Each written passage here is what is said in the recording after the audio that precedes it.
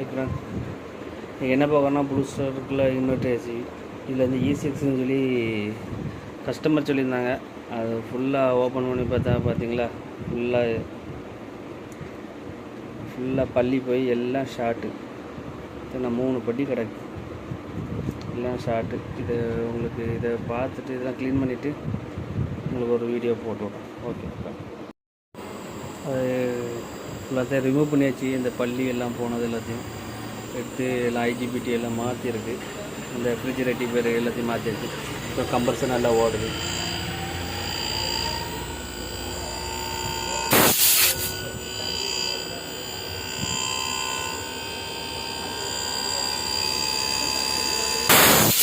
Okay, நல்லாயிருக்கும். Thank you.